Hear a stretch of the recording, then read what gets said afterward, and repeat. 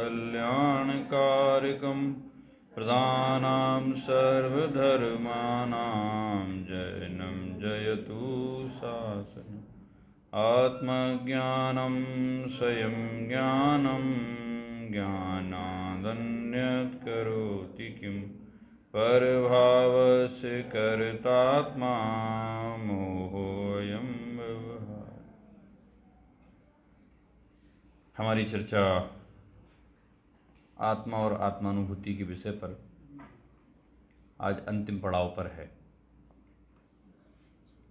अब मैं ये ना पूछ सकता हूँ ना बता सकता हूँ कि आत्मानुभूति हुई कि नहीं हुई, लेकिन हम इतनी बात कर सकते हैं कि आत्मानुभूति कैसी होती है, उसकी कुछ सामान्य विशेष प्रक्रिया हमें समझ में आई। यद्यपि बहुत सारी बातें आपने पहले सुनी होंगी, क्योंकि कोई नई घर से बना करके तो बातें किसी को लानी नहीं है। कोई भी वक्ता बात करे यहाँ आकर के, कोई ऐसा तो कहेगा नहीं मूल आगम के आधार से कि अभी तक तो आपने सुना होगा कि आत्मा और पुद्गल को भिन्न भिन्न करके जानो, पर मैं पुद्गल और आत्मा को एक एक करके आत्मा की अनुभूति कराऊंगा। ऐसा संभव ही नहीं है। तो कोई सा भी वक्तव्य हो, कोई सा वक्ता हो, कोई सा प्रवचन हो, कोई सा शास्त्र हो, कोई से भी विद्वान हो, मुनिराज हो, और कोई सा भी ग्रंथ हो, तो सबका सार तो एक ही है, आत्मा का अनुभव करना और आत्मा की अनुभूति करना। ये बताने का उद्देश्य है ग्रंथ आदिक में, शास्त्र आदिक में, और हमारे सुनने का भी उद्देश्य यही है।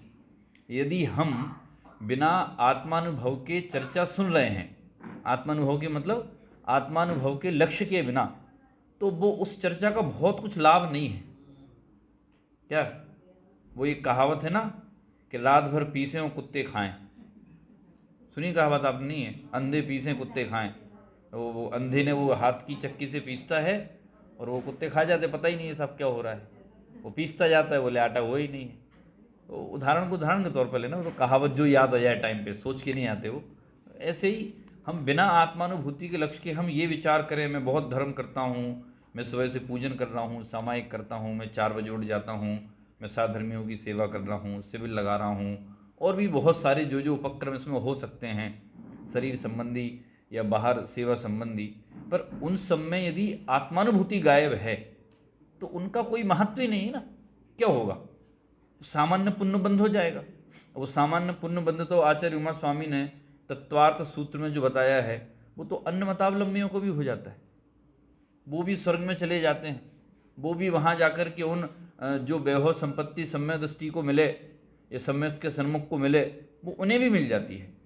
तो उसमें महानता नहीं है वास्तव में, और वो वहाँ का हमारा लक्ष्य भी नहीं होना चाहिए। क्योंकि कल हमने बात की थी कि यदि हम स्वर्ग का विचार करते हैं तो हम तो 4 गति का ही विचार कर रहे हैं, हम संसार में रहने के विचार कर रहे हैं।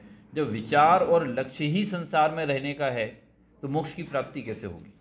हम स्वर्ग की यदि कल्पना करते हैं, विषय भोगों की कल्पना करते हैं, तो एक तो संसार में रहने की कल्पना कर रहे हैं और दूसरे और मिथ्यात्व को पुष्ट कर रहे हैं। क्यों? क्योंकि हम परद्रव्य से सुख की कल्पना कर रहे हैं। तो परद्रव्य से सुख की कल्पना करेंगे तो दूर दूर तक ना तो आत्मा का अनुभव होगा, ना आत्मा होगा, ना आत्मा की अनुभूति होगी।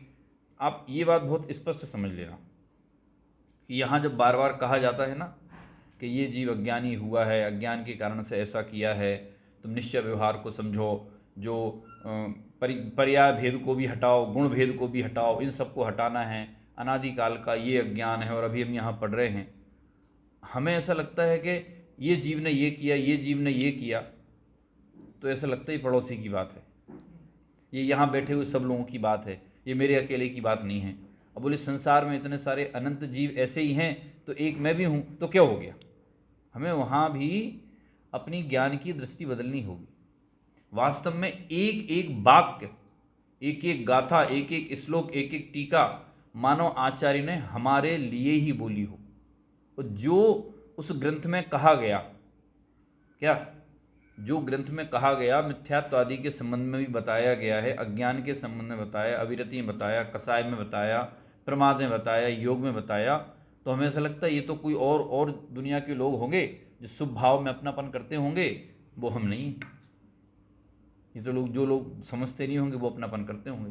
पर हम अपने अंदर जाके देखें, क्या हम अपने अंदर जाकर के देखें एकदम ईमानदारी से कि वास्तव में जो ग्रंथ में लिखा आ रहा है, ग्रंथ में जो बात आई है कि इस जीव ने ये अज्ञान किया कि वही जीव मैं हूँ, और उस अज्ञान के कारण से मुझे आत्मा का अनुभव नहीं हुआ, उसी का नाम मिथ्यात्व है। वह मिथ्यात्व अज्ञान है, कसाय है, और वो दुख का कारण है, संसार का कारण है। और मैंने वास्तव में सम्यक दर्शन ज्ञान चारित्र मैंने प्राप्त नहीं किया। जब तक हम वो मैं पने की भावना से पढ़ेंगे नहीं, और जब तक हम मैं पना अंदर में लाएंगे नहीं, तब तक आत्मा का अनुभव नहीं होगा। हमें ये अंदर में बहुत क्लियर होना चाहिए। अभी जब हम दूसरे की चर्चा मान करके सुनते हैं ना, हमें समझ में नहीं आता है। हम प्योरली अपनी चर्चा सुने। अब जब तत्वज्ञान की चर्चा सुने तो अंदर के परिणाम भीग जाना चाहिए। गुरुदेव के प्रवचन अच्छे क्यों होते हैं? क्योंकि वो अंदर के उनके परिणाम भीग जाते थे। भीग क्यों जाते थे? कि वो बात उनको समझ में आ जाती थी। समझ में आ जाती, हाँ वही, समझ में आ जाती थी। तो समझ में आ जाती थी तो वो एकदम भीग जाते थे उन शब्दों में, शब्दों के कारण से भाव लेकर के। पर वो बात हमें समझ में आए, उस समझने का मतलब एक बात और याद रखना, जिन मार्ग, मुक्ति का मार्ग, आत्म साधना का मार्ग भावुकता का मार्ग नहीं है। ये भाव समझने का मार्ग है। भावुकता में आपने 4 आंसू बहा दिए, अरे मुझे तो समझ में नहीं आया था। देखो, कभी एक आध बार कोई प्रसंग आकर के मन भराए, वो एक अलग बात है। लेकिन हमें ऐसा लगेगा साहब मैं ऐसा भावुक हो गया, मेरे आंखों से आंसू आ गए हैं, अब मुझे आत्मा का ज्ञान जल्दी हो जाएगा, वो वाला काम नहीं है। यहाँ बहुत प्रैक्टिकल काम है, बहुत एकदम ये कहें तो मोक्ष मार्ग जो है ना, एकदम निर्दयता का मार्ग है, समझ लो आप। यहाँ कोई स्थान नहीं है। यहाँ मैं भावुक हूँ, मैं ये हूँ, अरे आपके समझने से कुछ नहीं होगा। आप तो ये बताओ आत्मा का श्रद्धान किया कि नहीं किया। अब वो कर लेंगे ना, पहले आत्मानुभूति कर लेना, कहना बाहर जाओ, नहीं चलेगा काम। अगर इस गेट पे वो वाली मशीन लगा दी जाती कि आप उस कार्ड को स्कैन करके अंदर आ सकते हो, तो जिसने मशीन लगाई ना उसको भी कार्ड स्कैन करके आना पड़ता।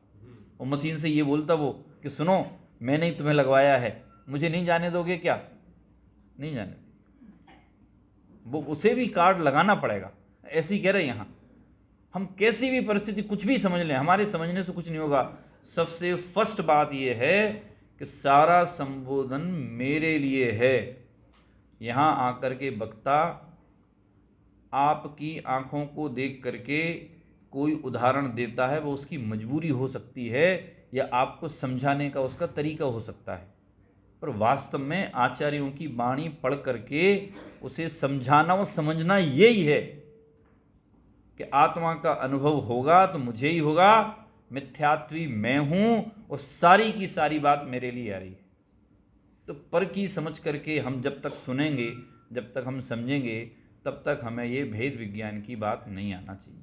आगे आएगी नहीं, भेद विज्ञान की बात समझ में नहीं आएगी, आत्मा का अनुभव नहीं होगा। वास्तव में आत्मा का अनुभव करना चाहते हो तो उसकी यही विधि है। गुरुदेव एक वाक्य कहते थे, आपने सुना होगा पंडित साहब, कि हे जिनेंद्र देव, आपका वियोग मुझसे सहन नहीं हो रहा है। विरह, वियोग, विरह एक ही शब्द है वो, कि हे जिनेंद्र देव, आपका विरह मुझसे सहन नहीं हो रहा है। ये शब्द क्यों निकला उनके मुंह से? क्योंकि उन्हें जिनेंद्र देव की महिमा थी। जहां वो अंदर में अपने भगवान आत्मा का विचार और श्रद्धान करते थे, वहां जिनेंद्र देव के प्रति भी इतनी महिमा थी कि कहते थे कि आप नहीं हो ना तो यहां रहना बहुत मुश्किल हो रहा है। बोला आप हैं, हमारे अंदर की दृष्टि ऐसी भीग जाना चाहिए, लेकिन ध्यान रखना उसका आधार जनागम होगा। उसका आधार आप क्या सोचते हैं। मैं ये सोचता हूँ, मैंने ये सोचा है, मैंने ये नया खोजा है, आप बहुत क्लियर समझ लेना। यहाँ आकर के कोई भी प्रवचन करे, नया कोई खोज के नहीं ला सकता है। बस उसको अलग अलग तरीके से ला करके उसको जमा सकता है कि ठीक है साहब, मैंने थीसिस लिखी है तो मैंने आत्मानुभूति के विषय में लिखा है, तो कोई मैं अलग से लेके नहीं आया। मैंने बिल्कुल उसमें ये नहीं बताया कि जीव और पुद्गल एक हैं और एक हो सकते हैं, ये मैंने नई खोज की है। जो है, जो उपलब्ध साहित्य है, उस उपलब्ध साहित्य में मुख्य रूप से कहाँ कहाँ आचार्यों ने आत्मानुभूति की चर्चा की है, उन एक एक कॉलम को, गाथाओं को उठा करके एक जगह रख दिया है और वो व्यवस्थित करके आपको बता दिया। बस उसमें मन की एक भी बात नहीं है, क्योंकि मन की बात कैसे की जा सकती है? इसलिए भाव प्रधान है, भावना प्रधान बिल्कुल भी नहीं है, भावुकता का बिल्कुल भी काम नहीं है। कई बार हम जो तत्व ज्ञान की चर्चा सुनते हैं, वैराग्य की चर्चा सुनेंगे, 12 भावना की चर्चा सुनेंगे, किसी क्रिया की चर्चा सुनेंगे, तो हमें एक बार ऐसा लगेगा अरे यार ये तो सब बेकार है, घर गृहस्थी दुकानदारी सब छोड़ो और मुनि अवस्था धारण कर लेते हैं। विचार बहुत अच्छा है, लेकिन आगम के आधार से अपने राग के धरातल को नाप लेना पहले। वो तत्काल में तो भाव आएगा और ऐसा लगेगा नहीं मैं वैराग्य धारण कर लूंगा ना तो बस जैसे मैं मुनि बना और फटाफट अंतर्मुहूर्त में मोक्ष हो जाएगा। ऐसा नहीं होगा। वो मुनि अवस्था में आप खड़े कब रह सकते हो? वो जब खड़े रह सकते हो जब अंदर की परिणति में तत्व ज्ञान और भेद विज्ञान हो गए, नहीं तो खड़े नहीं रह सकते। शिखर जी के पहाड़ पर सब गए ही होंगे, तो जब चढ़ते हैं तो हाथ में कितना वजन लेके जाते हो? हैं? कोशिश करते हैं कि परम आवश्यक क्या है, बोले टॉर्च है, चावल है, ये है, ऐसा यही ले जाते हैं कि नहीं ये काम करो भैया, ये 2-3-4 बोतलें रख लो कि पागल हो, टांगेगा कौन इनको? नहीं लेके जाते। एक व्यक्ति ने पंडित साहब अपने भाई को पूरे कंधे पे उठा करके पूरी शिखर जी की यात्रा करवाई। तो उससे पूछा सबने कि यार तुमने ऐसा इतना वजन कैसे उठा लिया?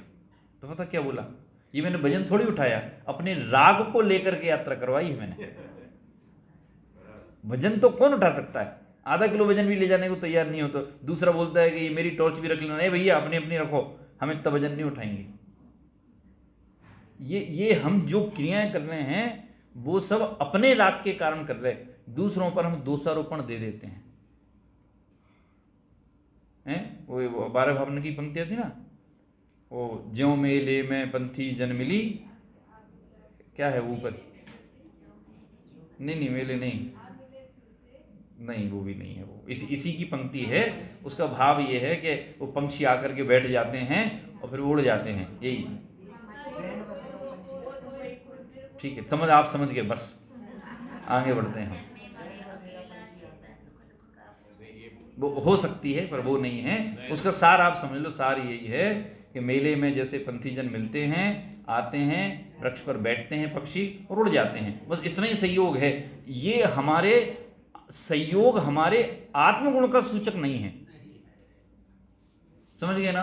अभी तक हमने सार में यही बात समझी आत्मानुभूति के विषय में कि भाई सबसे पहले हमें बुद्धिपूर्वक बलपूर्वक हमें सबसे पहले ज्ञानानंद स्वभाव का निर्णय करना है, उसके बिना काम बनने वाला नहीं। फिर हमने उसमें प्रश्न भी किए थे कि सब ज्ञानानंद स्वभाव का निर्णय करेंगे तो दुकान का क्या होगा, संबंधों का क्या होगा?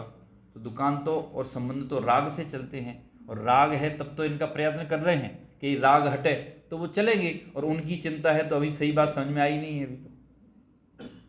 क्या उनके छोड़ने और ग्रहण करने और रखने का नाम नहीं, रखने का नाम ज्ञान और वैराग्य नहीं है।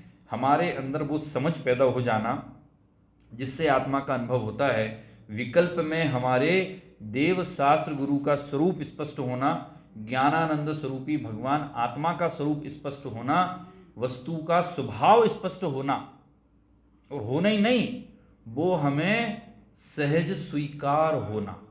प्रत्येक परिस्थिति, पाप की नहीं पुण्य की भी परिस्थिति हमें उसी क्वांटिटी में और उसी बल से स्वीकार होना जैसे हमें पाप की परिस्थिति स्वीकार होती है, और पाप की भी वैसी होना जैसे पुण्य की हुई थी। तो हमने परसों चर्चा ली थी ना कि आपके मोक्ष मार्ग में आपका स्वीकार करना बहुत ज़्यादा महत्वपूर्ण है। और स्वीकार करना बलजोरी से नहीं, स्वीकार करना आगम के आधार से।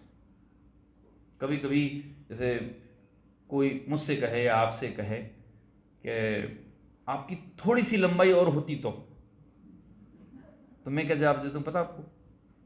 नहीं होती। बोले क्यों? मैंने तो इतनी ही बनवाई है, मैंने इससे ज़्यादा बनवाई नहीं। जब मैंने कि साहब आपने बनवाई है, हाँ, ये नाम कर्म के परिणाम किसने किए थे? मैंने किए। उदय किसका आया? तो फिर तुम लंबा करने वाले कैसे होते हो? जब मुझे चाहिए उतनी थी तो फिर कैसे मिलेगी? ये प्राप्त संयोग मिले, शरीर आदि के संयोग मिले और संयोग मिले, ये वास्तव में हमारे द्वारा ही प्रायोजित हैं, हमारे द्वारा बनाए गए हैं। थोड़े से और गहराई में चलते हैं। ये जो तत्व ज्ञान मिला ना, ये भी हमने मांगा था, ऐसे नहीं मिला। इसकी भावना भाई थी हमने किसी का देखा होगा, सहयोग नहीं मिल पाए होंगे, बाधाओं में रहे होंगे, तो निरंतर विचार करते थे, अरे यार मुझे भी ऐसे आत्मकल्याण के सहयोग मिल जाए, मुझे भी ये बात सुनने मिल जाए, मुझे भी ये बात सुनने मिल जाए। तो ऐसा निदान बंद किया कि आपने कुछ पाप की अनुमोदना की थी तो पंचम काल में आ गए, लेकिन आत्मकल्याण की बात सुनने की भावना की थी तो तत्व ज्ञान मिल गया। लेकिन अब मौका लग गया है, अवसर आ गया है, अवसर है। 4 हाथ 24 गज अंगुल अष्ट प्रमाण, ता ऊपर है मोहम्मद मच्चू को चौहान। सुना है ना, उसका पृथ्वीराज चौहान का है ना ये, है पृथ्वीराज चौहान ने जब जो है उसको मोहम्मद गौरी को मारा था तो वो ले गया था उसको, पृथ्वीराज चौहान को अंधा कर दिया था। तो उसका जो और मंत्री था एक, वो भी साथ में गया था वो। तो पृथ्वीराज चौहान ने कहा कि ठीक है मैं अंधा हो गया हूँ लेकिन ये जिंदा नहीं रहेगा। पर अब बोले महाराज आप तो अंधे हो गए हो। तो बोले तू तो वहाँ से मुझे उसकी दूरी बता देना। बस वो दूरी सुन करके उनको शब्द भेदी बाण चलाना आता था। तो ये श्लोक उसने कहा था कि 4 हाथ 24 गज और अंगुल अष्ट प्रमाण। अंगुल अष्ट प्रमाण में भी उसको इतना नाप था ज्ञान में। और ता ऊपर है मोहम्मद, सिंहासन मोहम्मद बैठा है, तुम तीर चला दो, चला दिया। ऐसे ही हमारे लिए है क्या, 4 हाथ 24 गज अंगुल अष्ट प्रमाण, ता ऊपर है करम है और मच्चू को चौहान।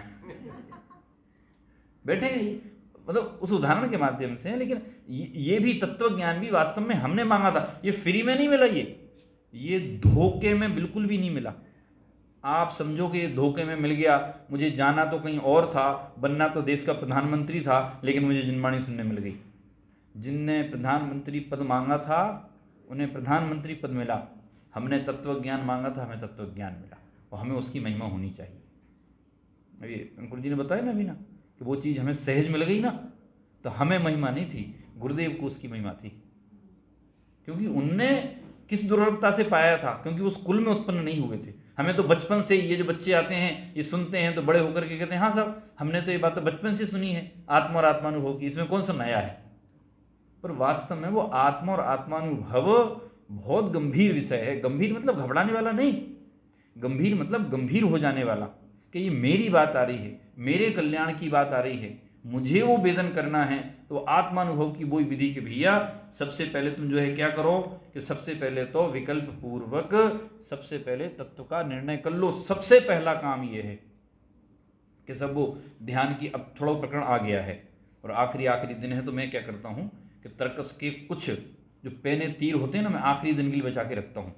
पता क्यों, आंखें मिलते मिलते राग हो जाता है, तो अब विरोध नहीं जताओगे, एकदम समझ भी लिए विषय को।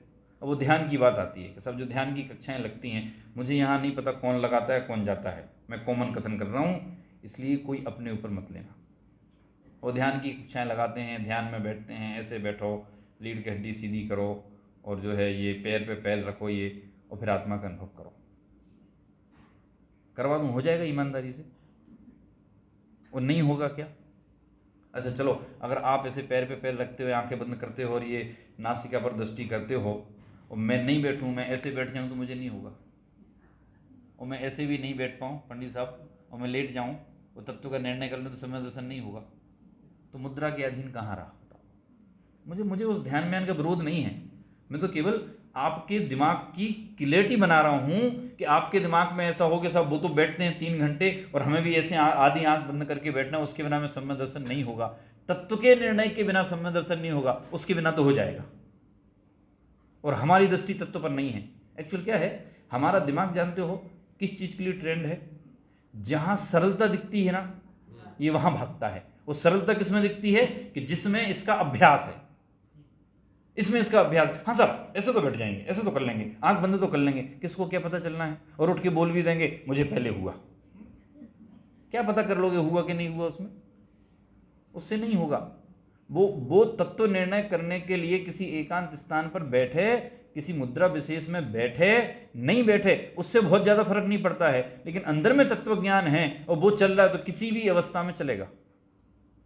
और मूल वो निर्णय के बिना, वो जब तक निर्णय नहीं होगा तब तक वो आगे काम चलने वाला नहीं। अर्थात भेद विज्ञान होने वाला नहीं है। भेद विज्ञान करने के लिए सबसे पहले आपको जो है ये वस्तु स्वरूप का निर्णय करना होगा। ये बात हमने इतने दिनों में बहुत क्लियरिटी से समझ ली है, और वो निरंतर प्रक्रिया है, एक दिन की प्रक्रिया नहीं है। इस शिविर खत्म हो जाना प्रक्रिया नहीं है कि 5 दिन हमने बहुत सुन लिया है, अब 5 दिन की हमारी छुट्टी। क्या ऐसा तो नहीं करते हो ना कि एक किसी व्यक्ति को बुलाया कि साहब ये कौन है, कि सब कोड़े मारने वाला। क्यों बुलाया? भैया 20 साल से सुखी थे, सुखी 20 साल से, दुखाया ही नहीं था, देखा ही नहीं था। मैंने कहा बुलाओ भाई साहब को, मार के दिखाओ कैसा दुख होता है। 20 साल से भी यदि साता के उदय में हो तो भी साता के उदय की ही कल्पना करते हो, मतलब दुख की कल्पना नहीं करते हो। लेकिन चूंकि परद्रव्य में सुख है नहीं, इसलिए वो आ नहीं सकता है। इस कारण से यहां आचार्य देव ने कहा कि आत्मा का अनुभव किए बिना सुख नहीं होगा। सुखी होने की यही विधि है। कोई भी करे, कभी भी करे, वो किसी भी क्षेत्र में करे, इसके बिना अर्थात आत्मा के अनुभव के बिना सुख नहीं आएगा। मैंने पहले दिन एक प्रश्न पूछा था, राजा श्रेणिक के जीव पहले नरक में हैं और हम यहाँ हैं, अच्छा कौन? राजा श्रेणिक के जीव या हम बैठे हैं वो? हम तो जिनवाणी सुन रहे हैं और वहाँ वो घमासान कर रहे हैं। फिर उन्होंने अपना निर्णय कर लिया। क्यों? उनका पक्का है कि उनको मोक्ष जाना ही जाना है, रुकने वाला नहीं किसी परिस्थिति में। क्यों? क्योंकि उनका विकल्पात्मक भी निर्णय हो गया और वे पक्षातिक्रांत भी हो गए, नयों के भेद से रहित हो गए, पर्याय के भेद से रहित हो गए। 6वीं 7वीं गाथा चल रही ना, गुण भेद से भी रहित हो गए। पर यह मत मानना कि शून्य हो गए, शून्य नहीं हुए, वे उनके विकल्पों से पार हो गए, विकल्पों से रहित हो गए। कल अपन ने पूरी बात अपन ने पढ़ी थी, अपन ने 144 गाथा की जो अमृतचंदाचार्य की टीका के अनुसार कि श्रुत ज्ञान का अवलंबन लेकर के, इंद्रियों का आश्रय लेकर के पहले अपने ज्ञान में तत्व ज्ञान का निर्णय करे। अब आप अपने आप से पूछो, क्या आपके ज्ञान में, व्यवहार ज्ञान में, निश्चय की बात नहीं कर रहे, निश्चय तो अनुभूति का नाम है, वो तो हो ही जाएगी। क्या व्यवहार ज्ञान में आपको सर्प जैसा तत्व ज्ञान का निर्णय है कि नहीं? इतना श्रद्धान है कि नहीं? वो दृढ़ता है कि नहीं? यदि इतनी दृढ़ता नहीं है तो सम्यक दर्शन नहीं आएगा। जब आपको कभी किसी से, विद्वान से ये पूछना हो कि साहब हम इतना पढ़ते हैं, सुनते हैं और हमें सम्यक दर्शन नहीं होता है, तो उससे पूछने की जगह अपने आप से पूछना, क्यों नहीं हुआ? सम्यक दर्शन होता तो है, जिनवाणी में लिखा तो है, ज्ञानियों को हुआ तो है, और मुझे नहीं हो रहा है, तो क्या कारण है? कुछ ना कुछ तो कारण है। उस कारण की खोज करना आप जिनवाणी से, क्योंकि मोक्ष मार्ग में आत्मानुभव का ही स्थान है। आत्मा के अनुभव के बिना मोक्ष की प्राप्ति नहीं होगी। अब देखो बात क्या है कि अभी तक हमने मोक्ष जाने का लक्ष्य नहीं बनाया। मोक्ष जाने का लक्ष्य नहीं बनाया तो मोक्ष के स्वप्न कैसे आएंगे? मोक्ष जाने का लक्ष्य बनाया कि नहीं बनाया? सर्व कर्मों से रहित बनने का लक्ष्य बनाया कि नहीं बनाया? हम कल्पना करते हैं तो कल्पना किस बात की करते हैं? क्या कल्पनाएं करते हैं? हम ये कल्पना करते हैं कि मैं सुखी हो जाऊं, और सुखी होने की कल्पना में परद्रव्य के संयोग और वियोग की ही कल्पना करते हैं। स्वभाव में जाने की कल्पना नहीं करते, विचार नहीं करते, विचार नहीं आता, और वो जो तत्व विचार नहीं आता है ना, इसलिए हमें आत्मा का अनुभव होता नहीं। आत्मा के अनुभव में बाधक तत्व, बाधाएं क्या क्या उत्पन्न करते हैं? मिथ्या, अविरति, प्रमाद, कषाय और योग, उन सबका सरताज है मिथ्यात्व। मिथ्यात्व 2 प्रकार का होता है, ग्रहित मिथ्यात्व और अग्रहित मिथ्यात्व। अभिग्रहित, अनभिग्रहित के नाम से भी उनको जानते हैं। सबसे पहले उनमें से ग्रहित मिथ्यात्व छूटेगा, क्योंकि ये बाधक है। ये क्यों छूटेगा? ग्रहित मिथ्यात्व क्या हुआ कि देव शास्त्र गुरु का निर्णय नहीं होना, सबको समान जानना कि सब ये भी सही हैं और ये भी सही हैं, दोनों सही हैं। उस अवस्था में सम्यक दर्शन की प्राप्ति नहीं होगी। सम्यक दर्शन तो छोड़ो, सही तत्व ज्ञान की भी प्राप्ति नहीं होगी। अभी निर्णय नहीं कि आपको जाना कहाँ है, कौन सही है कौन गलत है। तो कई लोग उदारता दिखाते हुए कहते हैं कि देखो भाई साहब, हम तो किसी में भेद करते नहीं हैं, हमें तो सब भगवान बराबर हैं। क्या सही में ऐसा ही है? फिर जगत के सब लोग, सब, हर स्त्री तुम्हारी माता है, हर स्त्री बहन है, हर स्त्री पत्नी है। माता और बहन में तो चल जाएगा, पत्नी में नहीं चलेगा। वहाँ भेद करना पड़ता है ना कि सब नहीं, सब ये मेरी है, आपकी और ये नहीं है, ऐसा भेद होता है ना। तो वो गृहीत मिथ्यात्व में यदि ये निर्णय नहीं किया, उसमें भी बहुत सारी और चीज़ें निकलती हैं कि सब ऐसा नहीं, हम मानते नहीं हैं, हमारे अंदर श्रद्धा नहीं है, और लेकिन क्या करें, अब ये घर वाले नहीं मानते हैं। बुदादा एक उदाहरण देते बहुत अच्छा, कि वो जब मोरेना विद्यालय पढ़ते थे तो वहाँ न्याय पढ़ाने वाले कोई एक ब्राह्मण थे जो बहुत अच्छा न्याय पढ़ाते थे। मतलब समझ लो, दादा बोलते हैं कि जैनों के विद्वानों से भी अच्छे न्याय की पकड़ थी उनको, इतना अच्छा न्याय पढ़ाते थे। तो बोले हम उनसे न्याय पढ़ने जाते थे, और यहाँ हमें न्याय पढ़ाते थे, और जैसे हमारी कक्षा छूटती थी तो जल लेकर के पिंडी पे चढ़ा के आते थे। मैंने पूछा कि साहब गुरुजी, ये बात समझ में नहीं आई, जब आप हमें न्याय पढ़ाते हो तो आपको ये निर्णय है ना कि जैन धर्म सच्चा है, कि हाँ वो तो सही बात है, वो तो इसके अलावा कुछ और सही हो ही नहीं सकता, कि ये आप हमें दिखाने के लिए बोलो? नहीं नहीं, सही में है, क्योंकि मैंने न्याय ग्रंथ में पढ़ लिया है, जैन धर्म ही सच्चा है। फिर आप ये पिंडी पर पानी चढ़ाने क्यों जाते हो? क्या करें बेटा, कुल परंपरा है। बताओ मुझे, उन्हें समझ में आया कि नहीं आया? वो तो कह रहे थे समझ में आ गया है।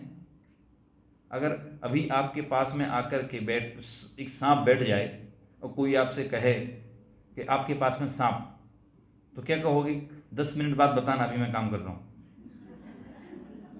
हैं? या सांप से ये कह दोगे भाई साहब अभी मत काटना, आधा घंटे बाद बात करेंगे?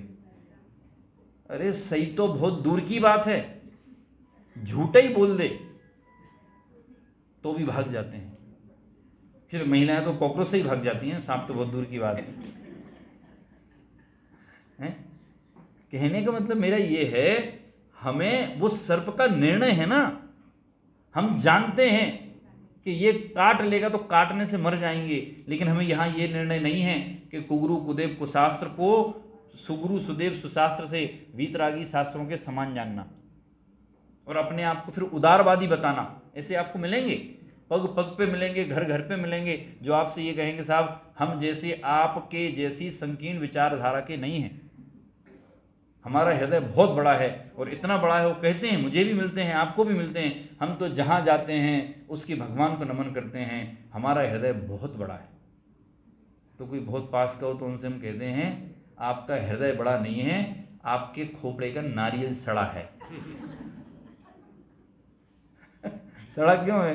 कि हम जब पानी बजा के देखते हैं किसी नारियल में, अरे अच्छा पानी है, तो हम बिल्कुल साफ सुथरी जगह करते हैं कि उसमें से पानी निकलना है, एक कटोरी बराबर ला के रख लेते हैं, ऐसे मारा और फटाफट पानी ले लेते हैं। और कोई के साहब ये तो सड़ा लग रहा है, फोड़ यहीं फोड़ दे, कहीं भी फोड़ दो, तो वो खोपड़ा सड़ा खोपड़ा है। वो कहीं भी जाकर के जो नमन करता है ना, किसी को भी जाकर के, उदारवादी अपने आप को कहता है, जो विनय नाम का मिथ्यात्व है, इसी मिथ्यात्व में क्या उसके संबंध दर्शन की बात होगी, क्या भेद विज्ञान की बात करेगा, लेकिन साथ में ये भी कहता है देखो साहब हमारा दृढ़ श्रद्धान है, शिविर की पूरी व्यवस्था मैंने पहले दिन से आखिरी दिन तक की, वो किए ही नहीं, पूरी क्लास में बैठा, ये रिकॉर्डिंग की व्यवस्था देखी, फलाना ठिकाना सब देखा। मैंने कहा फिर भैया जब समझ में आ गया तो वहां जाते क्यों हो? वो मजबूरी हो सकती है, मजबूरी है, आपको जहरीले सांप को रखने की मजबूरी हो सकती है। 50 रुपये मिलेंगे कि सब 50, थोड़ा अमाउंट बढ़ा दो, चलो 2 किलो याद आ गया, 2 किलो गोल्ड मिलेगा हैं। अब अभी सांप रखने में तो बढ़ा सकता हूं मैं, आखिरी दिन मेरे से कौन सा ले लोगे, चला जाऊंगा आधा घंटे बाद, 5 किलो ले लेना, 2 भी मत लो, रखो कि सांप रखने को तैयार हो। क्यों? निर्णय है हमें, अगर हम देवशास्त्र गुरु का निर्णय नहीं है, ग्रहित मिथ्यात्व में हैं, तो हम सम्यक्त के मार्ग पे नहीं हैं, हम संसार के मार्ग में। ये कोई वो एक शब्द था ना, ये कट्टरता सिखाना नहीं है, ये वस्तु स्वभाव की दृढ़ता बताना है कि वस्तु का स्वभाव वास्तव में कैसा है। ग्रहित मिथ्यात्व के छूटे बिना आत्मा की अनुभूति के विषय में समझोगे नहीं, अभी होगी नहीं, समझोगे ही नहीं कि तुम्हें वहां जाना है, कि हम तो वहां भी जाते हैं, इनकी भी सुनते हैं, बातें सबकी अच्छी हैं। भैया बात तो एक ही अच्छी होती, सबकी बातें अच्छी नहीं हो सकती हैं। वो बात अच्छी भी होती है, वो सच्ची भी होती है, और उसका नाम है आत्मा की अनुभूति। बस अध्यात्म में तो एक ही है और दूसरी बात ही नहीं। तो गृहीत मिथ्यात्व को, आपको ऐसी मान्यताओं को छोड़ना पड़ेगा। एक संकट कभी कभी आता है कि ऐसे तो कहीं नहीं जाते हैं, लेकिन जब कभी कोई ऐसा असाता का उदय आ जावे, पाप का उदय आ जावे, अब सब इलाज करा लिए हैं डॉक्टर साहब, सारी प्रोसेस करा ली, वो किसी ने उपाय बताया कि देखो ऐसे सही नहीं होगी। एक फलानी जगह एक पीपल के पेड़ पे एक बाबा बैठते हैं, और अगर उनको तुम ये चढ़ा के आओगे, ये करोगे, तो तुम्हारा काम हो जाएगा, और मैं किसी से नहीं कहूँगा। क्या करोगे? क्या करते हैं? चले जाते हैं कि सब दुख तो है ही, इतनी जगह ट्राई की। और वो अच्छा, वो समझाने वाला इतना बड़ा ज्ञानी है, पता क्या कहता है? कोई बात नहीं, तुम्हें पाप नहीं लगेगा, तुम आओगे तो मैं धो दूंगा, पाप भी तुम्हारा। और अगर उसे वहां जाने का ऐसा विकल्प अगर आ रहा है, तो उसका गृहीत मिथ्यात्व तो छूटा, विकल्प भी नहीं आएगा। अरे वो कुदेव की तो छोड़ो, इस नाम पे वो जिनेंद्र देव के सामने तक नहीं जाएगा। इस नाम पर वो ये जिनेंद्र देव के सामने जाकर के नहीं कहेगा हे भगवान इसका रोग ठीक हो जावे तो काम हो जाएगा। गृहीत मिथ्यात्व छोड़ना होगा। डिटेल सब में बहुत है, मैं थोड़ा थोड़ा टच करके जा रहा हूं। अग्रहित मिथ्यात्व, अनादिकाल की जो सात तत्व के प्रति मिथ्या मान्यता है, पहले ग्रहित छूटेगा, फिर अग्रहित मिथ्यात्व छूटेगा। अग्रहित मिथ्यात्व में अनादिकाल से हमने आत्मा और शरीर को एक जान रखा है, एक मान रखा है। हमने अज्ञान की क्रियाओं में ज्ञान मान रखा है, और सबसे बड़ा अज्ञान यही है। अज्ञान की क्रियाएं करते हैं और अज्ञान की क्रियाओं में ज्ञान मानते हैं, ये भी अज्ञान नाम का मिथ्यात्व है। विनय नाम का भी मिथ्यात्व है कि हम विनय के नाम पर, जब हमने चर्चा की, हम किसी को भी नमस्कार करते हैं, कुछ भी कहते हैं, कुछ भी करते हैं, और फिर हम कहते हैं कि धर्म हो रहा है। तो कई लोगों के मन में प्रश्न आता है, जैसे बच्चों के मन में प्रश्न आता है कि साहब अपनी बात एकदम सही है, सच्ची है, वस्तु के स्वभाव की है, सुखी होने के मार्ग की बात है, तो फिर इतने कम लोग क्यों? और उनकी बात सही नहीं है, वो सच्ची नहीं है, और वो तो बहुत ज़्यादा लोग हैं, इतने लोग हैं कि बनते ही नहीं हैं। कभी कहा ना, ये बात समझना सबके बस की बात नहीं है, क्योंकि उन सब का ऐसा पुण्य का उदय नहीं है। मैं पंडित साहब बैठे थे अभी परसों सुबह, तो ऐसी जब चर्चा चली हमारी थोड़ी, तो मैंने कहा मुझे तो इस बात का गर्व है। किस बात का? कि भगवान महावीर की दिव्य ध्वनि में उन्होंने कहा था कि पंचम काल के अंत तक कुछ धर्म रहेगा, और कुछ में हम हैं। उस कुछ में हम हैं, उनने अज्ञानी में हम नहीं हैं। तो वो ऐसा स्वभाव ही है ऐसा कि सब कुछ ही जीव सुनेंगे, तो वो बहुत भीड़ का काम ही नहीं है उसमें। जिनका होता है उदय वो आ जाते हैं। उदाहरण से समझना हो तो जोहरियों की दुकानें छोटी और कम होती हैं, और केले के ठेले वालों की ज़्यादा होती हैं। केले के ठेले में इतने सारे केले आते हैं, और बेच के चला जाता है, इतने से पैसे लेता है, और जोहरी दिन भर में बेच करके एक हीरा बेचता है और करोड़पति हो जाता है। हम जोहरी जैसे हैं। इसलिए गृहीत मिथ्यात्व तो छूटेगा ही छूटेगा। तत्व ज्ञान के अभ्यास से, मैं बार बार क्यों जोर देता हूँ तत्व ज्ञान के अभ्यास पे, कि आप सोचो कि ठीक है साहब मैंने सोच लिया, वो अपने मन से सोचने से नहीं होगा। मैंने सोच लिया और छूट गया, वो नहीं छूटेगा। वो छूटेगा कैसे? आप जब निरंतर पढ़ेंगे, सुनेंगे, विचार करेंगे, अभ्यास करेंगे, वो छूटेगा तब ही, उसके बिना छूटने वाला नहीं है। न गृहीत न अग्रहीत, आपकी चिंतन की प्रक्रिया, कल हमने पढ़ा था ना 95 नंबर का श्लोक, आपके चिंतन की प्रक्रिया जब बलपूर्वक निज की ओर मुड़ेगी, तब जाकर के आपको आत्मा की अनुभूति होगी। नहीं तो आपको आत्मा की अनुभूति होने वाली नहीं है। सरल शब्दों में कहें तो सुखी होने वाली नहीं है। कल भी मैंने थोड़ा टच किया था, आज भी उस बात पर कर देता हूँ कि आत्मा का अनुभव कोई मुंह चढ़ाने की प्रक्रिया नहीं है कि कोई आपको आवाज़ लगाए और आप सुनो ही नहीं, और फिर ये को अरे आप आवाज़ लगा रहे थे, मैं तो आत्मा में चला गया था। ये नौटंकी नहीं चलेगी, प्योर नहीं नौटंकी है ये। अगर आपसे कहा गया है कि 10 बजे भोजन बना के देना है, ऑफिस का टाइम हो जाता है, इसका मतलब क्या होता है? 10 बजे भोजन बना के देना है। अब नहीं बनाया, क्यों नहीं बनाया? अरे हम 9 बजे आत्मा के ध्यान में बैठे थे, और हमने सोचा 8:45 तक हमारा आत्मा का ध्यान खुल जाएगा, लेकिन हमें तो अंदर में इतना आनंद आया, इतना आया, कब 1 बज गए पता ही नहीं चला। ये नहीं चलेगा और ये आत्मा महात्मा का ध्यान नहीं है, इस भ्रम में पड़ने की ज़रूरत नहीं है, और कोई ऐसे भ्रम में डाले तो उसके चक्कर में भी आने की ज़रूरत नहीं। ये चक्कर में डालने वाले ही मिलते हैं। हमारा दिमाग क्या है, सरल सरल चीज़ें खोजता है। अभी समय सार की छठी सातवीं गाथा की बात मत करो, आप तो ये बताओ एक उपवास का कितना फल होगा कि एक उपवास करने से आत्मा का कल्याण हो जाएगा, कर लेंगे। ऐसी सरल विधि चाहिए। वास्तव में है तो सरल ही, पर हम उसको अनभ्यास के कारण से कठिन मान रहे हैं। गृहीत मिथ्यात्व का अभाव होगा, अग्रहित मिथ्यात्व का अभाव होगा, उसमें जो भेद प्रभेद आदि उसके हैं, अज्ञान है, एकांत है, विनय है, संशय है, इन सब का अभाव होगा। संशय नहीं रहेगा कि जिनमार्ग सच्चा है कि झूठा है। कैसे बता देता हूँ मैं, कि मैं उदाहरण देता हूँ उसके, कि जैसे वर्तमान का विज्ञान है ना, विज्ञान, तो वर्तमान के विज्ञान ने कह दिया कि साहब वो चांद पे पहुँच गए। संशय वाली बात कर रहे हैं ना हम, चांद पे पहुँच गए, उनने बराबर फोटो दिखा दी, फोटो आ गई हैं, और तत्वार सूत्र के अनुसार तो जो है चंद्रमा सूर्य के ऊपर है। पहले सूर्य है और फिर चंद्रमा है, और सूर्य चंद्रमा देवों के विमान हैं, और वहाँ जो जाते हैं वो आयु पूर्ण करके ही जाते हैं, मतलब मरण के पश्चात जा सकते हैं। अब हमारा तो आगम में ये लिखा है, और वो कहते हैं कि सामने चंद्रमा पे हम पहुँच गए हैं, हम चंद्रमा पे पानी की खोज कर रहे हैं, हम चंद्रमा पे कॉलोनी काट रहे हैं, आप प्लॉट बुक करा दो, सब हो जाएगा। कब तक पहुँच जाएंगे वो? नहीं साहब, फोटो पहुँचाई उनने, चंद्रमा में पहुँच गए हैं। उनने अभी वो अपना चंद्रयान उतरा था ना, तो जब मेरे से मेरी क्लास चलती है वहाँ, जो यंग जैन प्रोफेशनल है हमारी क्लास का नाम, 13 साल से चलती है हमारी, मैं और सौरभ जी लेते हैं वो, तो उसमें सब यंग ही यंग हैं, 1200-1300 रजिस्ट्रेशन है, रूटीन में 80-100 लोग आते हैं, मतलब तो 12-13 साल से चल रही। उनने पूछा कि साहब वो चंद्रयान, चंद्रमा पे यान पहुंचा दिया, इस बारे में अपना जैन धर्म क्या कहता है? मैंने कहा यान का तो पता नहीं, लेकिन चंद्रमा पे ये कहता है कि वो सूरज के ऊपर है और उसके ऊपर केवल वे देव रहते हैं और बाकी कोई नहीं जा सकता है। नहीं साहब उनने पहुंचाया है, फोटो पहुंचाई है, अब वो कैसे क्या किया, कहाँ पहुंचा कहाँ नहीं पहुंचा, मैं उसकी चर्चा नहीं करना चाहता हूँ। ये वाक्य सुन करके जिनवाणी के प्रति आपको संशय उत्पन्न नहीं होना चाहिए। मैं तो मुख्य बात ये बता रहा हूँ, अरे यार जैन धर्म तो ये कहता है, वो तो फोटो है, वीडियो है, तो लगता है जैन धर्म में कुछ गड़बड़ है यार। ऐसा संशय उत्पन्न हुआ, सम्य दर्शन नहीं होगा।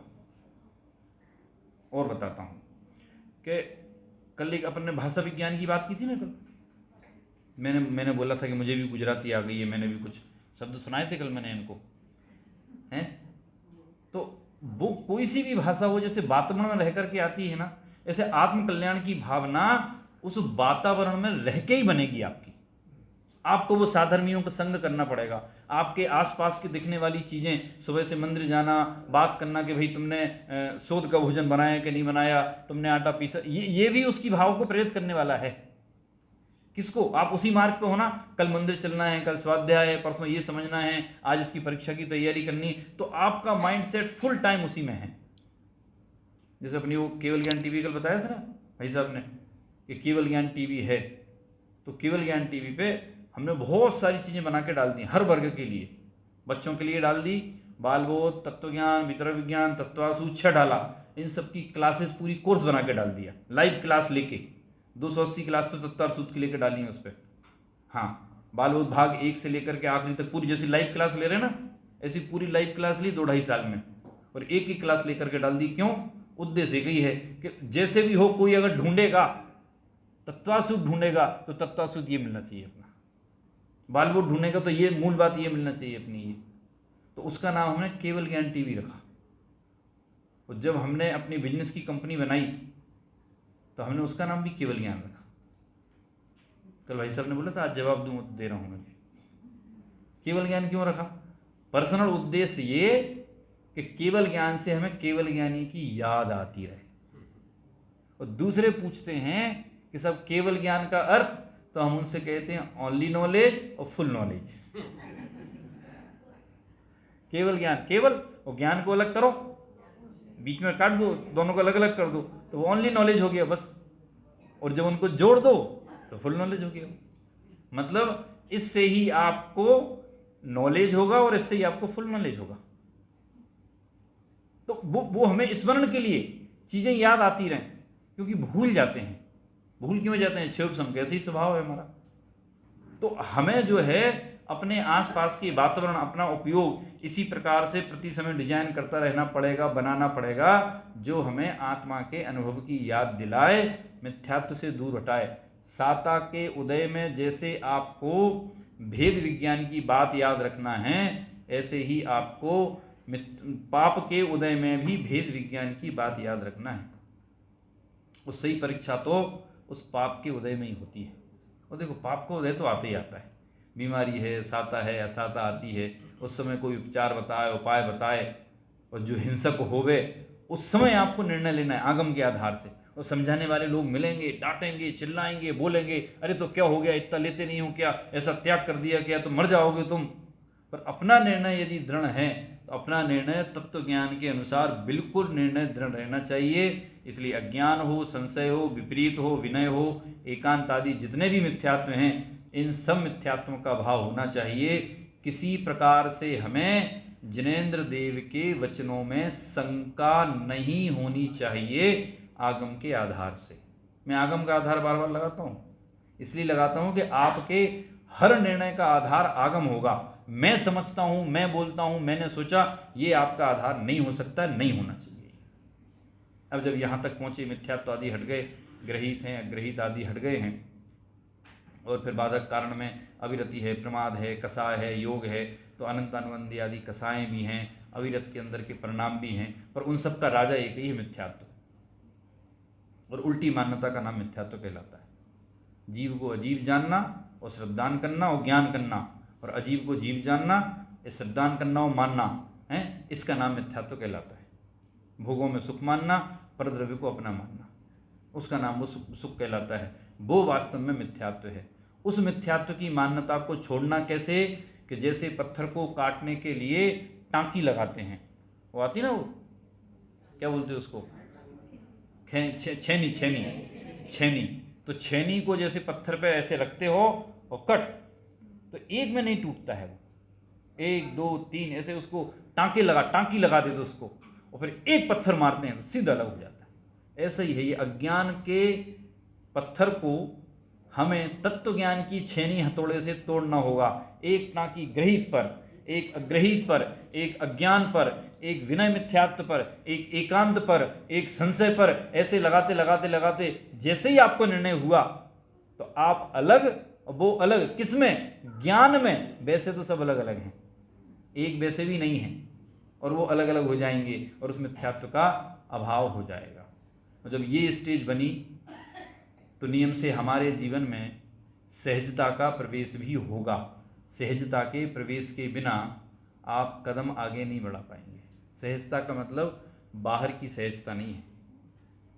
ये पुरानी बात है, 20 साल पुरानी। एक साधर्मी है, तो उनके घर में किसी इष्ट का वियोग हो गया। रेगुलर स्वाध्यायी थे वो। तो जब उनका महीने 15 दिन में सब थोड़ी शांति हो गई तो फिर मुझसे मिले और थोड़ी बात की उनने। तो उनने मुझसे बोला कि साहब बहुत निकट के शांत हुए थे, मैंने तो एक भी आंसू नहीं बहाया। तो मैंने पहला वाक्य पता क्या बोला? इससे कोई आपकी सम्य दर्शन की गारंटी नहीं हुई। ये क्या बात कर रहे हो? मुझे तो लगा कर। मैंने कहा नहीं, आप रोते तो भी सम्य दर्शन हो सकता था। नहीं रोए, तत्व ज्ञान के आधार से नहीं आए, वो अलग बात है, पर आपने अपने आप को इस बात के लिए रोका कि मैंने फिर क्या समझा अगर मैं रोऊं तो। ये सम्य दर्शन का आधार नहीं होगा कुछ भी। तो सहजता हमारे जीवन में आवे, साता के उदय हो, असाता के उदय हो। डॉक्टर साहब ने जो सहजता लिखी ना, उसमें पूरी चीज़ें सहजता में आ जाती हैं कि कैसी परिस्थिति हो, क्या नहीं हो, वो आप सुनो तो एकदम आपको ज्ञान में आ जाती चीज़ें। तो वो सहजता हमारे जीवन में आवे। पुण्य के उदय में सहजता आवे, पाप के उदय में सहजता आवे, साता में सहजता आवे। ज्ञानवर्णी कर्म का तीव्र उदय हो तो भी सहज रहें, तो मंद उदय हो। कभी कभी ऐसा हो जाता है कि कभी तो चीज़ें बहुत अच्छे से समझ में आ रही थी और कभी नहीं आती हैं, उसमें भी सहज रहें। स्वस्थ हैं तो भी सहज रहें, कि सब ऐसे सहज रहेंगे तो दुकान लुट जाएगी। कि लुट जाए तो भी सहज रहना, और बचा लो तो भी सहज रहना। अच्छा, एक लाइव उदाहरण देते हैं। अभी कल हम लोग यहाँ घूमने गए थे, सुबह भी मैंने बात की थी, तो हमने से बात की कि क्यों यहाँ शेर आते हैं क्या, जंगल है ना। तो बोले, कोई बोला नहीं। बोले 5-6 दिन पहले यहाँ पास में चीता दिखा था। चीता होता ना, ये बाघ चीता, तो चीता दिखा था। तो मैंने चलो चलो लौट के चलो जल्दी, फिर दिख सकता है। हैं? मैंने कहा ये जो चीता, ये शब्द वाला चीता और असली का चीता, इनमें बड़ा फर्क है। इस शब्द में तो बोल देते हो, अभी सामने आके खड़ा हो जाए ना तो दिल धड़कनी बंद हो जाता है। हाँ, और शेर तो पंडित साहब ने देखा, सही में शेर देखा क्या? कहीं फोटो में देखा? मैंने देखा सही का शेर, दूर से देखा था, ज़्यादा पास नहीं था। वो वहाँ कान्हा किसली के जंगल में गया था, वो 5-7 साल पहले मैं, तो बोले वो है शेर, वो है शेर। तो मैंने देखा तो इतना बड़ा शेर होता है, ऐसे 6.5-7 फीट का, क्या वो सामने देख के ना दिमाग खराब हो जाता है। मैंने कहा भैया जितना देख लिया दूर से उतना ही ठीक है, तू तो गाड़ी लेके चल। अच्छा, मैंने उससे एक प्रश्न किया, मैंने क्यों भाई साहब, अगर शेर हमला कर दे तो हम क्या कर सकते हैं? कुछ नहीं। बोले आप डंडा भी नहीं उठा सकते हो? मैंने कहा मार देगा तो मार दे। मैंने कहा इतने सहज? बोले हाँ। है? तो वो उनकी व्यवस्था की सहजता थी कि उनने वहां कह रखा था, उनने फॉर्म साइन कराते हैं आपसे कि अगर आप पर यहाँ कोई प्रॉब्लम होती है तो उसकी जिम्मेदार आप होंगे। हालांकि वो बोला कि बोले ऐसी घटना हुई नहीं आज तक, क्योंकि शेरों को भी पता है कि हमें देखने आए हैं। पर वो वहां कहा उसने कि आप गाड़ी के नीचे नहीं उतर सकते हो, आप सूखी लकड़ी नहीं उठा सकते हो, शेर अगर हमला कर दे। मैंने कहा भैया एक बंदूक तो रख के ले आया करो। बोले डंडा रखने की परमिशन भी नहीं है, बंदूक तो बहुत दूर की बात है। और शेर अगर आ गया, और कई बार कई गाड़ियों के आगे से शेर निकल जाता है, वो तो चूंकि भरे पेट रहता है, खाली पेट हो फिर बताए इनको वो हैं। अगर वो शेर सामने आ गया तो क्या करोगे? खड़े रहोगे कि भागोगे? हैं? बस तत्व ज्ञान पढ़ के यही सीखा, शेर आ गया तो हम भाग जाएंगे। अरे खड़े रहो, डट के उससे कहो कि भाई साहब हम तुम्हें आत्मा और आत्मानुभव की विधि बताएंगे। हैं? तो अच्छा वो फिर बैठ जाएगा ऐसा महावीर भगवान जैसा, अच्छा बताओ जरा हमें क्या विधि होती है, यही होगा। हैं? हाँ, अगर वो भूखा हुआ तो, अगर भूखा नहीं हो तो देख के चला जाएगा, बोले पागल क्यों डर रहा है, मैं तो कुछ कर ही नहीं रहा हूं। हैं? वो शेर का सामने आना, आपका भागना या खड़ा रहना, इन दोनों में सहज भाव होना चाहिए। कि साहब कैसे सहज भाव होगा? सहज भाव का मतलब ये है कि हमारे अंदर में यही श्रद्धा होना चाहिए कि यदि आज मेरी आयु बची है तो बच जाऊंगा, और अगर पूरी हो गई होगी तो पूरा हो जाएगी। चिल्लाते हुए भागेगा, बचाओ बचाओ बचाओ, और अंदर में चलेगी उसकी सहजता। बोलो, और वो चलेगी कब? तत्व ज्ञान के आधार से। इसलिए केवल खड़ा रहना आपका कि हम तो केवल खड़े हैं, उसका नाम तत्व ज्ञान हो गया नहीं है। भागने का नाम दोष नहीं है, भागने का नाम गुण नहीं है, खड़े रहने का नाम दोष नहीं है, और खड़े रहने का नाम गुण भी नहीं है। क्या वो जैसा है वैसा है?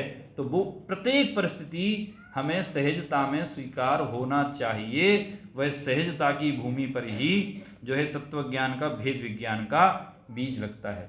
ज़्यादा से ज़्यादा विकताओं से बचना चाहिए।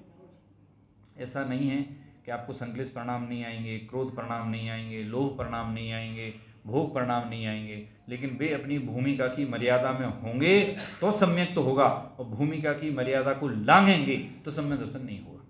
आपको भोजन के भाव आएंगे, शुद्ध सात्विक भोजन के भाव आएंगे, आते हैं, आना चाहिए तो सम्यक दर्शन हो जाएगा। अभक्ष के भक्षण करने का भाव आवे, बुद्धिपूर्वक भक्षण करे तो सम्यक दर्शन नहीं। बहुत क्लियर है ये देखने में हमें ऐसा लगता है कि साहब हम तो एक काम करते हैं, एकदम प्योर बात करते हैं। कौन सी एकदम? कि पर्याय भेद भी हटा है और गुण भेद भी हटा है, और मुझे शुद्ध आत्मा को इस दृष्टि से देखना है। उसके लिए ये तैयारी है, क्योंकि ये पॉइंट हमें दिखते नहीं बाहर के। तो वो आत्मा का अनुभव बहुत गहराई को लिए हुए है, लेकिन उस गहराई को हमें बहुत शांति और धैर्य से हमें समझना होगा। इसलिए कसाय है, मिथ्यात्व है, कसाय है, कसाय में अपना अनंतानुबंधी कसाय आ गई कि अनंतानुबंधी जो कसाय है वो अनंतानुबंधी कसाय क्या? क्रोध, मान, माया, लोभ। और अनंतानुबंधी कसाय का मतलब ये है कि हमारा जो है कसायों से अनुबंध है, अनंत अनुबंध है हमारा, ऐसा जोड़ है कि हम दोनों साथ में रहेंगे, और उनका जोड़ आत्मा के अनुभव के द्वारा ही टूटेगा।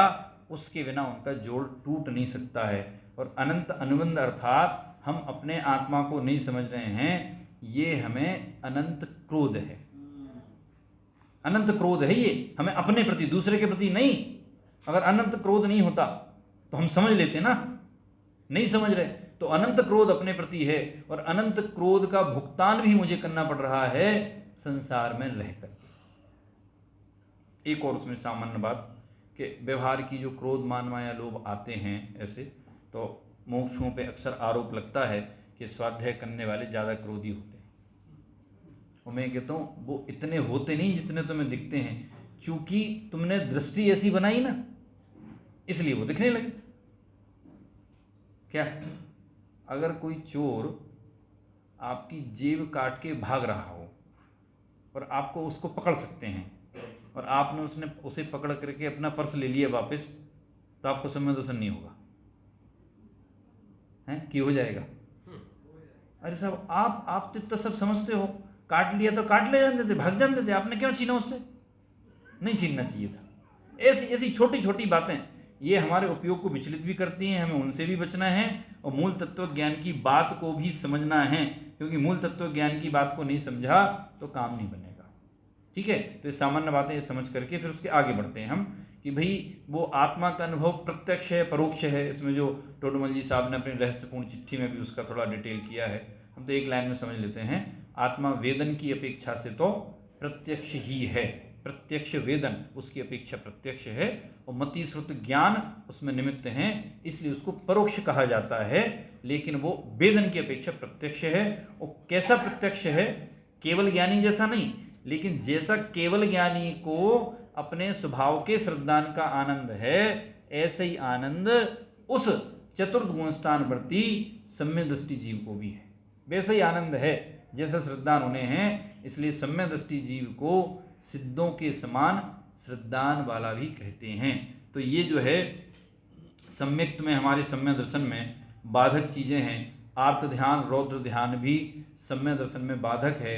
हम जो प्रति समय आर्त ध्यान रौद्र ध्यान करते हैं, कर रहे हैं, उनमें अपनापन कर रहे हैं, उनके माध्यम से हम कोई वस्तु की सिद्धि चाहते हैं, तो ये आर्त ध्यान रौद्र ध्यान जो हैं, इनके भी बहुत सारे भेद हैं, तत्वतार सूत्र में दिए हैं। तो कहते हैं ये सभी साधन जो हैं वे सारे बाधक हैं, और जो है हम इनको समझें तो ये बाधा उत्पन्न नहीं करेंगे। और थोड़े और आगे चलते हैं, इसमें जैसे बाधक हो गया साधक तत्वों में, जैसे क्षयोपशम, विशुद्धि, देशना, प्रायोग, करण, ये हमें साधक हैं। धर्म ध्यान है, शुक्ल ध्यान है। तो धर्म ध्यान जो है वो शुभ भावों का निमित्त है, और शुभ भाव होते हैं तो हमें आत्मा का स्वभाव समझ में आता है, और शुक्ल ध्यान में जाते हैं तो आत्मा में चले जाते हैं, तो वो साधक हैं। ऐसे क्षयोपशम, विशुद्धि, देशना, ये भी हमें साधक हैं आत्मा के अनुभव में, कि जो हमें ये वर्तमान का समझने का क्षयोपशम मिला, तो ये क्षयोपशम तो सभी को सामान्य मिला, लेकिन वह क्षयोपशम जब जिनवाणी के सुनने के काम में आता है तो वो क्षयोपशम लब्धि कहलाता है। वो क्षयोपशम सबका सामान्य है, और जिनवाणी के अपनी बात, मूल बात के समझने में काम में आएगा तो वो क्षयोपशम लब्धि है। देशना लब्धि में केवल सुनना नहीं है, क्या समझना, पढ़ना और मूल रूप से उसे ग्रहण करना। प्रेजेंट बॉडी, प्रेजेंट माइंड का नाम देशना लब्धि है। प्रेजेंट बॉडी, एब्सेंट माइंड का नाम देशना लब्धि नहीं। डिटेल बहुत है उसकी, सार रूप में आप समझ लेना आप कि देशना लब्धि में ये है कि आप जो सुन रहे हैं, समझ रहे हैं, तो सुनना देशना लब्धि, पढ़ना देशना लब्धि, विचार करना देशना लब्धि, सुनना सुनाना सब देशना लब्धि, क्योंकि उसमें सारी की सारी बात मेरी आ रही है, भेद विज्ञान की बात आ रही है। तो क्षयोपशम है, विशुद्धि है, देशना है, फिर उसका बार बार चिंतन करेंगे तो वो पाप की प्रकृतियाँ जो हैं कम हो जाएंगी, पुण्य की प्रकृतियाँ बढ़ जाएंगी, वो अंता कोड़ा कोड़ी तक घट जाएंगी ना, आयु कर्म को छोड़ करके। वो सब कारणानी योग का गणित है, उसकी डिटेल नहीं कर रहा हूँ मैं। तो क्षयोपशम, विशुद्धि, देशना, प्रायोग लब्धि, जब प्रायोग लब्धि पर आपका बहुत प्रयोग होते होते होते होते वो एक समय का जो आनंद आएगा उसका नाम करण लब्धि है। ये सम्यक्त में सहायक हैं सिद्धांत की दृष्टि से। बाकी और जो चीज़ें बताई हैं वो सारी की सारी वस्तुएं सहायक हैं जिनकी बात की, और बाधक बाधक हैं। मूल सार की बात करें तो आत्मा और आत्मानुभूति के लिए आत्मा को समझना परम आवश्यक है, और आत्मा को समझ करके उस समझ को छोड़ना आत्मानुभूति है। और ऐसी आत्मानुभूति जो जीव करता है निश्चित ही उसे केवल ज्ञान की प्राप्ति होती है। मैं समझता हूँ संक्षेप में आप आत्मा और आत्मानुभूति के विषय में समझ गए होंगे। शेष फिर करें।